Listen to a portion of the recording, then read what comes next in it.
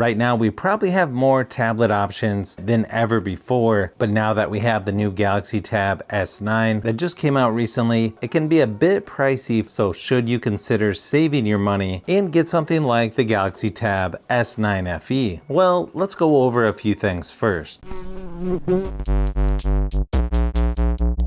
There's a couple big differences between these two, and the first one's going to be the price. We're talking $799 for the base model Tab S9, $449 for the S9 FE, so quite a bit cheaper for the Fan Edition. You can also expand the storage with a micro SD card up to 1 terabyte on both tablets as well. As you can see, the displays are almost identical between these two. You've got a 10.9 inch on the S9 FE with 1440 by 2304 resolution versus 11 inch for the regular Tab S9 with 1600 by 2560 resolution. So somewhat similar, but one big difference is the type of display or type of screen technology. You've got a TFT LCD display with 90 Hz refresh rate on the S9 FE versus a dynamic AMOLED 2X with 120 Hz refresh rate on the regular Galaxy Tab S9. It's pretty obvious the regular S9 has a more premium looking screen with darker blacks. It's a little brighter overall and has a little better viewing angles, but in my opinion, the S9 FE display is still going to be good enough for most people to play games, watch movies, or get some work done. Nice thing is you've got a fingerprint scanner on both tablets. They're on the power button for the S9 FE, and then right on the front of the screen for the regular S9. Both are actually pretty good, but for me, I probably prefer a little bit more on the regular S9, but again, that's going to be personal preference.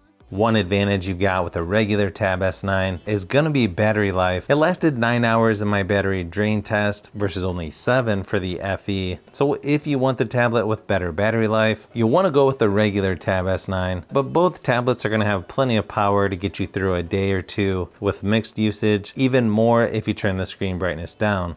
Software wise, you're going to get pretty much the same experience on both tablets, and they're going to be fairly similar as far as how long you get software updates. Plus you get the S Pen included on both tablets. One difference on the S9 is the S Pen charges right there on the back, where you don't need to charge the S Pen on the S9 FE, but you can still get a lot of the same features as the regular Tab S9, and you can also attach it to the back as well. Interesting thing is, if you take the S Pen from the S9 FE and you put it on the back of the regular S9, it acts like it's charging, but as far as I know, you don't actually need to charge the S Pen for the FE version, so I'm not really sure what that means. Just thought I would point that out. It might not have quite the amount of sensitivity that the S Pen on the regular S9 gets, but in my experience, they're very similar. It also appears that you can use the same accessories like cases and keyboards for both tablets. They seem to be identical in size. One small difference, the power button is just a little bit smaller on the regular S9, but I don't think that's gonna matter for most cases and keyboards. Now, probably the biggest difference between these two tablets is going to be performance. The regular Tab S9 has one of the best processors out right now, the Snapdragon 8 Gen 2, where the FE comes with an Exynos 1380. In fact, just looking at Geekbench scores, it's about double the single and multi-core scores, and even triple the GPU score for the regular Tab S9. So a pretty easy win here for the regular Tab S9, but the FE still has enough get up and go to do most of your basic things you would need to on a tablet. As you can imagine, games are going to run a little smoother, load faster, and look a little better on the regular Tab S9, but I think people will still enjoy gaming on the FE version. You just have to have a little more patience and realize it's not going to be the fastest tablet out there. And then as far as speakers go, you've got one on each side for the S9 FE, two on each side for the regular Tab S9. Both have Dolby Atmos, but this one's a pretty easy win for the regular Tab S9. It's quite a bit louder and just sounds better overall. Here's a quick sample just to give you an idea of how they sound.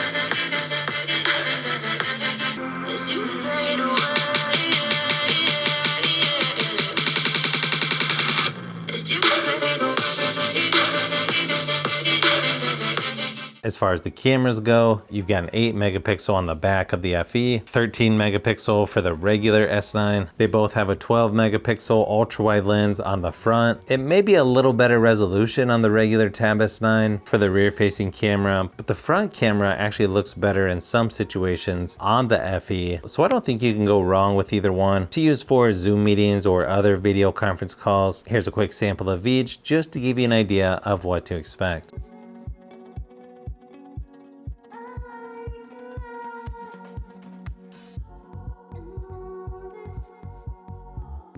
So as you can see, there's definitely some good reasons why the regular S9 is gonna cost more and is actually the better tablet in most categories. But the real question is the S9 FE good enough for most people? I would have to say it depends. If you need the latest and greatest with the best performance, then probably not. But for most other people out there, it's probably gonna be good enough in my opinion, especially once it goes on sale. I know I have a lot more tablet comparisons I'm working on, so you'll wanna keep an eye out for those upcoming videos.